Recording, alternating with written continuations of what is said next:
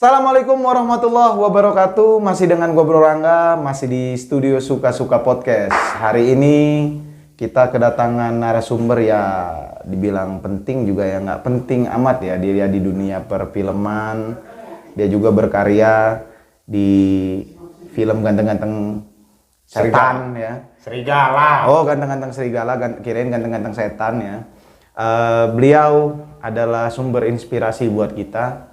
Berawal dari seorang narapidana, setelah itu juga melanglang buana tipu-tipu ya, bergerak di dunia tipu-tipu, dan akhirnya beliau sekarang sukses di salah satu bidang usaha, di usaha beliau, yaitu usaha produksi dan juga sekaligus juga stoker genteng terbesar di Kabupaten Lampung Tengah, Pringsewu, dan luar daerah. Nah, siapakah dia? Langsung saja kita ke Bro Edo. Kasih tepuk tangan dong. Bro Edo, coba perkenalan dulu dengan kawan-kawan Suka-Suka Podcast, nama, alamat, mungkin terus nama perusahaannya apa, silahkan. Oke, yang pertama nama gua Edo SR. Edo SR. SR. Sejagat Raya. Sejagat Raya.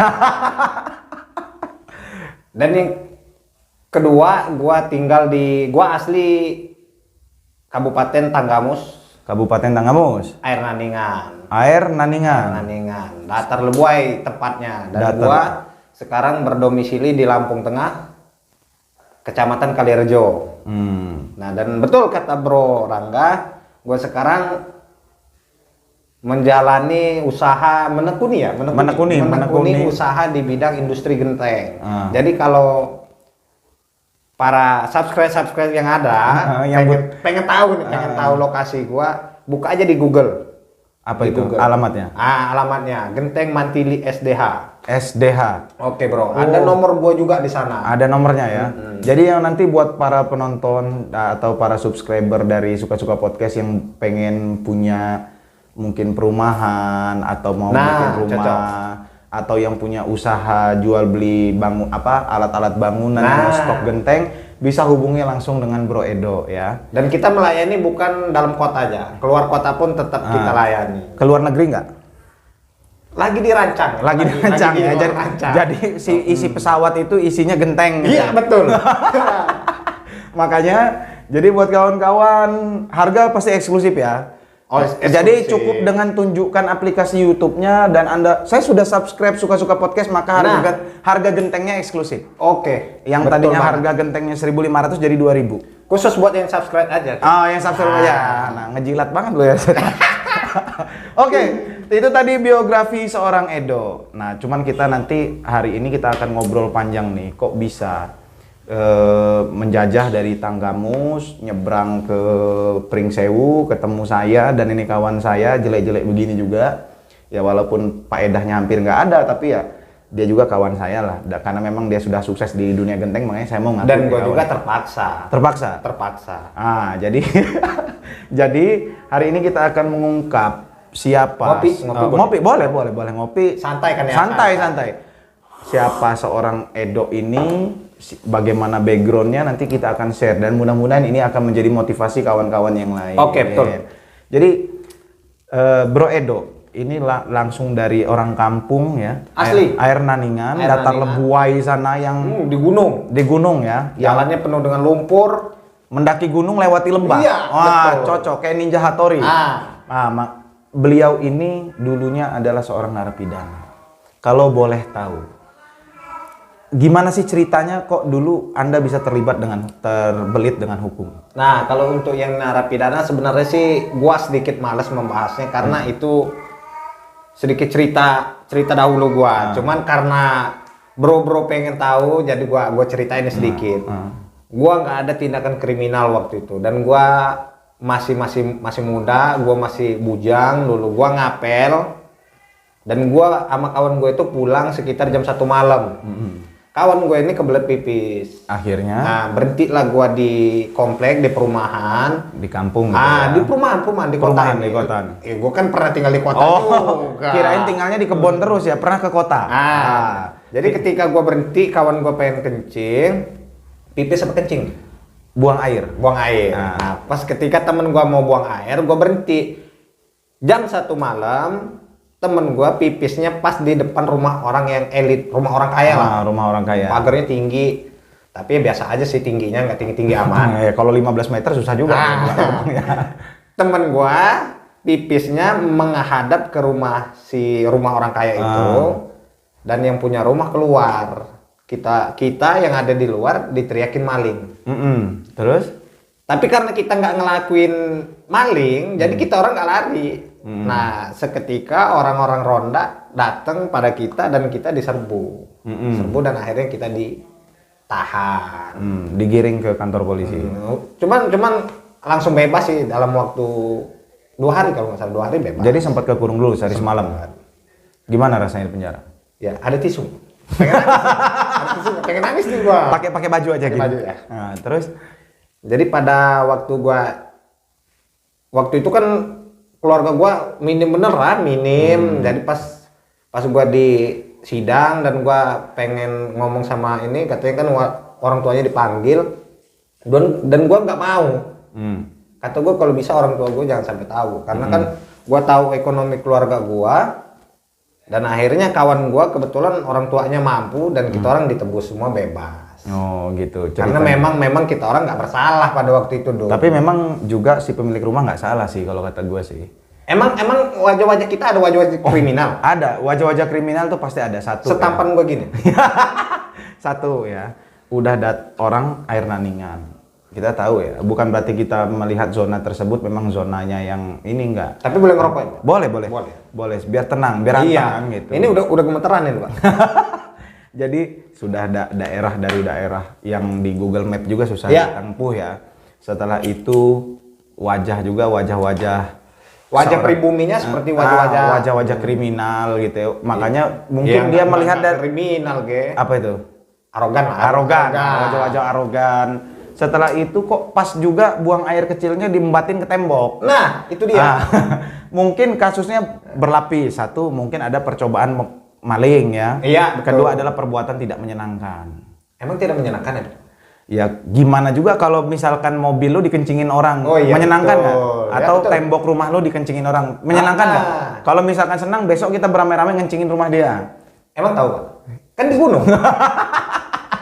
Oke, itu tadi sedikit tentang beliau dulu pernah jadi narapidana.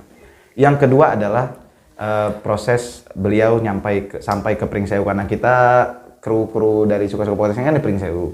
Terus dia so akrab, kenal saya, memang dia dulu juga minta tolong ke saya, ampun kayak waktu itu juga kayaknya bermasalah ya di Pringsewu. Jadi udah boleh jawab belum? Belum.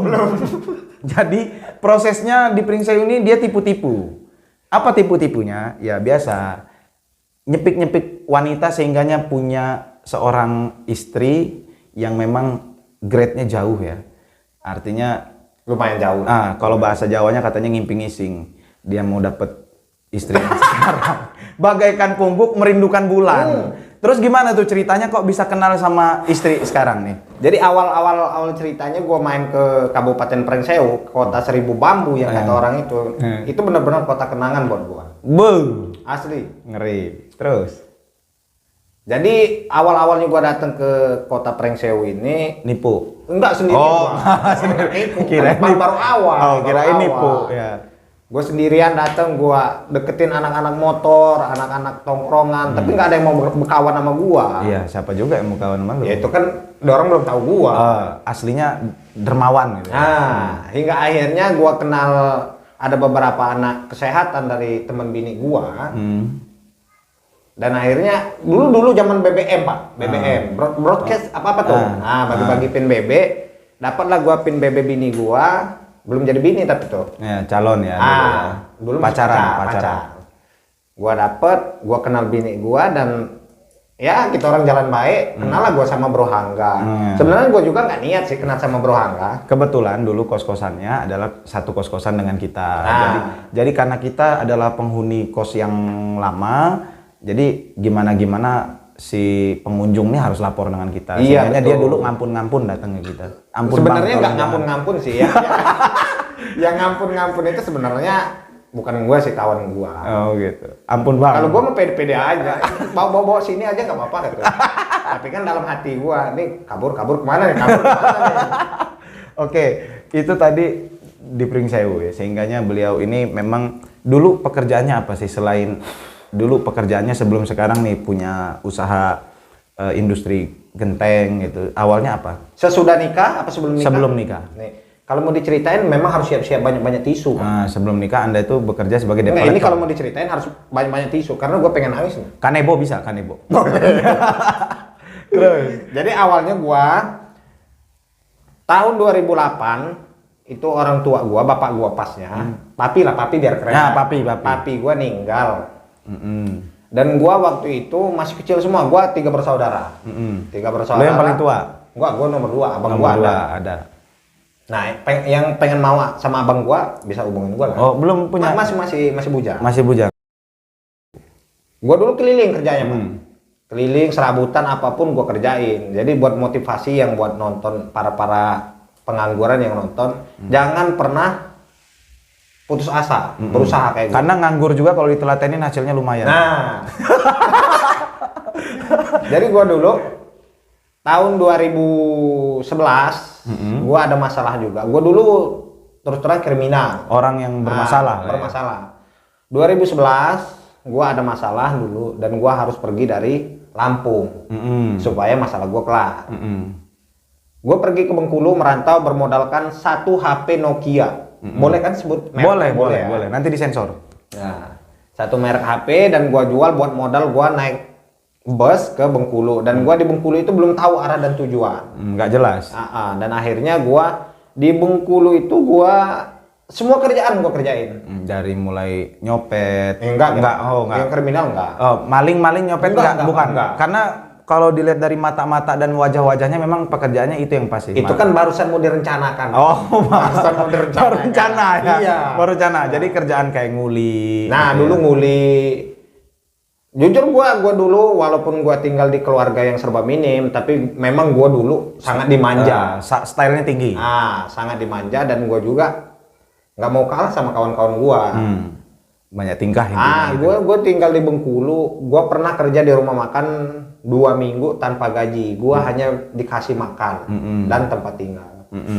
Gua pernah juga jadi tukang muat sawit, tukang muat karet, hingga kuli bangunan gua pernah. Dan akhirnya tahun 2012 gua ngikut ngenek puso.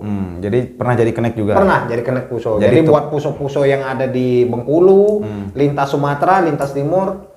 Buat yang nonton jangan lupa subscribe. Ini mantannya, Mantan kenek. Mantan kenek lah boleh. Mantan kenek dan juga dulu pernah jadi supir katanya. Dan akhirnya gue pulang 2012. Gue pernah tinggal di pesantren, Pak. Pernah menyantren. Pernah tinggal di pesantren. Dan akhirnya maling di pesantren itu enggak? Gue dulu supaya biar gue aman, Nyumput di pesantren. Nyumput di pesantren. Di pesantren ya di Lampung juga sih, tapi nggak perlu kita nggak perlu. Nanti tercoreng nama pondok pesantrennya gara-gara dia ini. Kan gue dulu alim, Pak. Oh gitu, pernah alim. Muslim. Iya, sekarang muslim. Pikir saya Anda dari kemarin itu karena kita sudah ketemu dari tadi pagi, kayak nggak pernah melihat dia ibadah. Pikir saya dia. Kan ibadahnya, emang Bapak juga ibadah tadi? Kan kita bilang bareng. Oh iya, tas dulu. Terus, jadi pernah jadi supir, jadi kuli, semuanya Pak. petani. Petani setelah udah itu, ini bujang. 2012 gua pulang dan akhirnya gua mulai lagi merintis karir di bumi gua Lampung tercinta ini. Jilat banget loh. Ya enggak, Ge. Aku gua serba salah. Terus. Dan akhirnya gua 2014 gua pulang, gua kenal sama calon istri sama Bro Rangga sama kawan-kawan. Akhirnya tobat ya lu ya. Enggak sih kalau tobat. Masih nyumput-nyumput. Masih nyumput-nyumput. Terus. Kalau dibilang tobat kan gua udah sholat terus. Oh iya benar. Terus. Dan akhirnya gua nikah, kebetulan gua dikaruniai anak yang cantik, jelita, dan sekarang itu yang bisa ngerubah gua semuanya. Karena lu punya anak perempuan sehingganya lu tobat. Dan gua sekarang pengen jadi orang yang benar-benar baik. Makanya gua menekuni usaha di industri genteng. Jadi kita langsung masuk ke dunia pergentengannya. Dunia pergentengan. Jadi kan usaha tuh banyak sih, ya. Iya betul. Ojek online, kan gitu. Anda kan dulu anak motor. Iya betul. Oh, harusnya kan ketika sesuatu hobi ditekuni kan mendapatkan hasil. Dia jadi ojol, udah gitu jadi pengamen. Kenapa harus jadi buka usaha genteng gitu? Ceritanya gimana? Dulu waktu saya masih tinggal di Kota Seribu Bambu, berbagai macam usaha saya lakukan, Pak. Dari tipu-tipu, maling. Ya semuanya lah. Ya, semuanya.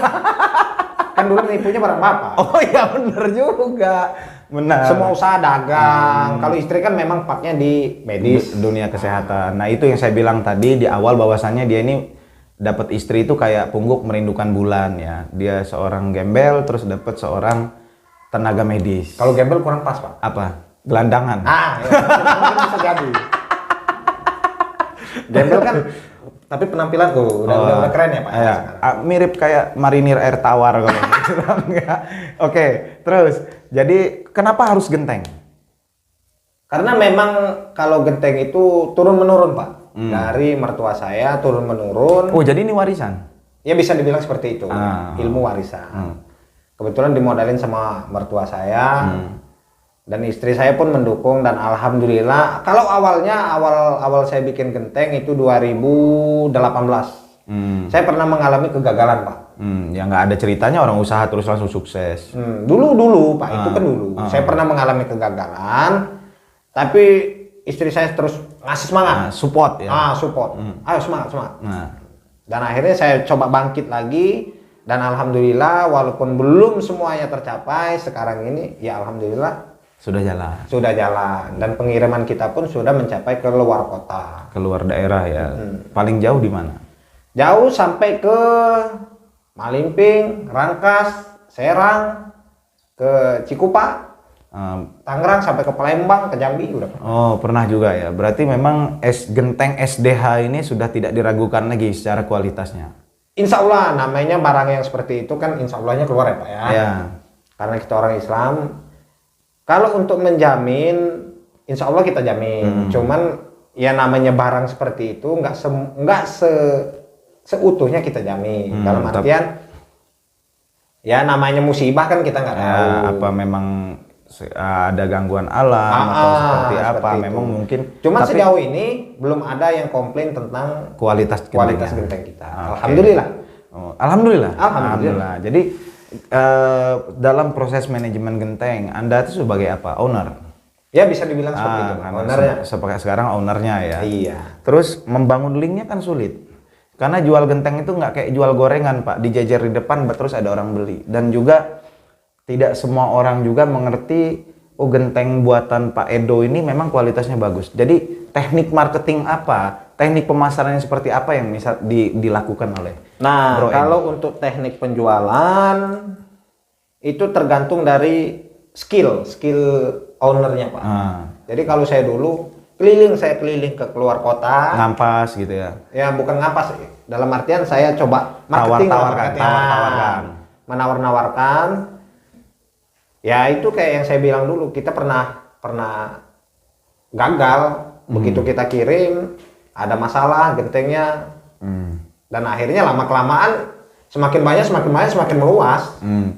Untuk dalam waktu 1 bulan, permintaan genteng yang keluar kota ataupun yang lokal di dalam kabupaten atau sampai di luar kabupaten itu mencapai angka berapa ribu Pak per bulannya? 1000 genteng ini Pak ya? Kalau untuk 1000 genteng, 100.000 genteng mungkin lebih. 100.000 genteng per bulan? Per bulan, 100.000 genteng itu lebih. Luar biasa ya. Alhamdulillah ya, 100.000 genteng per bulan. Lebih bisa sampai 200.000 Pak. Kalau misalnya bentuk pembangunan, ini kan lagi banyak nih. Pembangunan di mana-mana, kredit perumahan itu kan masih banyak-banyaknya nih. Mungkin itu juga salah satu bentuk permintaan genteng sehingganya sampai meledak. Pernah nggak ada kejadian permintaan banyak tapi unitnya kurang? Sering terjadi itu Pak. Sering terjadi. Karena yang pertama kalau untuk genteng ini kan rezeki matahari, kalau saya mengatakannya rezeki matahari. Kalau ada matahari, industri gentengnya semakin cepat. Tapi kalau mataharinya ya kayak minggu-minggu belakang ini sering hujan, ya otomatis kan jarang kita dapat matahari dan gentengnya susah kering susah buat dibakar. Oh gitu. Jadi untuk produksinya ini masih pakai produksi manual, Manual. belum pakai mesin-mesin misalkan Hidrolik gitu. Ya hidrolik, ya Ya itu ngomong aja kalau nggak ngerti ngomong aja. pakai mesin-mesin hidrolik atau proses penjemurannya tidak perlu pakai matahari lagi. Terus proses pembakarannya itu bisa pakai open kue kan satu-satu di Bukan open kue. open apa? Open apa? Pokoknya memang ada alatnya. Ada alatnya, bukan open Blower. blower. Nah, pemanasnya itu sehingganya nggak ini ya, nggak kuno gayanya, apa cara produksinya. Memang kita menjaga kualitas dengan cara pengerjaannya manual. Pak. Karena manual itu lebih bagus. Ya? Lebih bagus. Semuanya kita kerjakan manual karena ada efek dampak dari lingkungan juga kalau kita mengerjakan manual. Karena di lingkungan kita kan banyak orang-orang yang butuh pekerjaan, Pak. Apalagi di zaman sekarang pandemi ini. Akhirnya orang terbantu gara-gara terbantu. ada perusahaan Anda Iya. di situ ya. Jadi memang kalau untuk kawan-kawan yang belum tahu di daerah Lampung Tengah khususnya Kalirejo itu memang banyak produsen-produsen genteng ya Pak ya. Iya betul. Sehingganya persaingan di sana ketat. Tinggal bagaimana cara proses marketingnya saja yang misalkan terjamin. Dan Bro Edo ini untungnya dulu mantan supir jadi paham lokasi. Nah iya betul. Jadi kalau misalkan cuman mantan copet kayaknya dia nggak akan tahu di mana Rangkas mana gitu ya pasar-pasaran itu. Makanya mungkin itu salah satu jalan saya buat menuju karir saya. Jadi paham lokasi gitu betul, ya. Jadi pernah nggak ada eksiden? Mungkin kan dalam proses pengiriman atau pada saat dikirim terus terjadi eksiden sehingga genteng pecah semua. Pernah. Ambles. Pernah Pak, itu gitu. Untuk ke lokasi Tanggamus, daerah saya sendiri. Dulu pernah ada insiden mobilnya tergelincir, jatuh dan gentengnya hancur semua. Kalau untuk berbicara kerugian lumayan gede, cuman kan karena kita buat maju ke depan jadi harus semangat bangkit lagi. Genteng pecah itu bisa disambung nggak sih Pak? Kalau cinta yang pecah bisa disambung Pak. Kalau genteng yang pecah buat nimbun aja Pak. Luar biasa, puitis juga ya. Jadi nggak bisa Pak ya? Nggak bisa Pak. Nggak bisa. Untuk proses pembuatan genteng itu dari mulai pengolahan bahan bakunya tanah liat ya? Ya betul, lempung kalau kata bahasa Jawa. Oh tanah liat ya, benar-benar tanah liat, nggak ada campuran-campuran apa gitu, apa karet gitu biar dia lentur genteng. Nggak ada Pak, asli tanah liat. Tanah liat, terus dimolen ya? Dimolen 2 kali hingga digencet berbentuk dipres. Jangan dusun bahasanya. Dipres. Ini YouTube dipres. Kan saya ini Pak belajar apa namanya? Belajar bahasa yang mudah dimengerti gitu ya. Belajar bahasa yang mudah dimengerti. Dipres. Jadi jangan terlalu menyudutkan saya. Kelihatan kampungnya. Kelihatan bener bodohnya gitu. Jadi dipres, setelah itu diiris. Dijemur, ya diiris, habis itu dijemur. Setelah dijemur kering, susun. Ketika sudah cukup buat 1 tobong dibakar, kita muat. Kapasitas 1 kali bakar berapa ribu? 17.000. 17.000 sekali bakar. Sekali bakar. Alat presnya ada berapa unit di rumah? Kalau untuk sekarang ini ada 14 pres. Matras. 14 matras. Jadi 1 matras itu bisa menciptakan 1.000. Harus jadi 1 matras 1.000 genteng. Setengah hari, 1 hari harus 1.000. Berarti sekali bakar sekitar 14.000. 18 Pak. 17-18 ribu. Cuman kalau kita matrasnya kerja semua, yang kerja nggak sakit, kalau 14 matras berarti kan 14.000 1 hari. 14.000 per hari. Jadi stok genteng itu tidak mungkin terputus ya. Tapi karena memang permintaannya banyak sehingga ya alhamdulillah rezeki tadi sih Pak. Alhamdulillah sekarang juga sudah sukses di dunia pergentengan. Amin. Dan memang kedepannya ada peluang usaha yang seperti apa lagi yang ada dalam gambaran Anda sekarang? Kemungkinan kalau untuk kedepannya saya belum ada planning sih Pak. Karena fokus ke 1 titik ini dulu. Iya, kita fokus ke 1 titik dulu, produksi gentengnya, penjualannya semakin kita perluas. Nanti kalau memang gentengnya udah betul-betul lancar, betul-betul berjalan sesuai yang kita inginkan, insya Allah kedepannya kalau memang kita punya rezeki, pengen punya usaha lain. YouTuber mungkin bisa ngalahin Bapak. Ya gitu ya. Jadi kalau sudah ada planning usaha lain, produksi gentengnya ditutup, ganti usaha. Oh, nggak ditutup. Dalam artian kita harus nambah lagi. Oh, nambah. Pikir Iya. saya ketika ada planning kerjaan lain, nih genteng udah sukses terus kita tutup, sehingganya buka usaha yang lain. Enggak, salah itu ya. Jadi usaha gentengnya tetap berjalan karena itu salah satu usaha yang pernah membangkitkan saya di keterpurukan. Kalau bahasa kerennya Joko Loro. Iya, betul. Joko Loro ya. Jangan mono-mono amat lah, Pak. Gitu. Jadi sehingganya memang usahanya tetap harus berkembang. Dan saya Iya. doakan mungkin kawan-kawan juga yang nonton Amin. video ini mendoakan Bro Edo ini Amin, amin. supaya kedepannya memang menjadi seorang saudagar genteng. Amin ya rabbal alamin. Jadi kalau untuk hambatan nih, paling sulit tuh apa sih dalam berwirausaha ya? Paling sulitnya apa dalam berwirausaha? Modal sih, Pak. Modal ya. Modalnya Bapak sanggup modal, Pak. ya nanti ngobrol di belakang Iya. kamera. Tapi kan dari wajah-wajahnya udah kelihatan sih. Nggak Nggak mungkin. mampu. Nggak mampu. Brengsek ini ya. Artinya wajah-wajah penipu gini aja bisa sukses. Kok yang lain yang punya postur-postur yang mumpuni kenapa nggak bisa sukses ya? Karena memang keinginan, kerja kerasnya yang nggak Nah, ada. itu, Pak. Yang terpenting fokus, kerja keras, bayangkan masa depan. Nah, bayangkan masa depan. Jangan kita diam di satu titik, kita nggak punya pergerakan dan kita tidak bakal maju seperti ini. Oh, gila, luar biasa sekali ya. Itu pesan moral, Pesan moral, pesan moral. Jadi seorang copet juga belajar moral-moral. Dulu kita kalau mau nyopet itu harus belajar trik-trik copet, Pak. Nah, jadi orang-orang yang nggak bakal kena copet ini pesan buat kawan-kawan. Karena ini kan mantan copet dulu. Iya, tapi kan seniornya bapak. Kan bapak yang ngajarin tuh nyopet dulu. Jadi memang Anda waktu jadi seorang kriminal itu nyopet-nyopet tuh milih-milih nggak? Nggak pernah nyopet Anda? Nggak pernah nyopet, Nggak pernah. Pak. Maling, dongkel gitu? Enggak juga sih. Nggak juga ya Pak? Ada sih pernah dulu, cuman kan nggak separah itu saya, Pak. Oh, jadi sekali. Masih kenakalan remaja. Oh, juvenile delinquencies undang-undangnya itu ya. Oke. Memang seburuk-buruknya saya nggak mau yang namanya maling. Nggak mau maling ya Pak?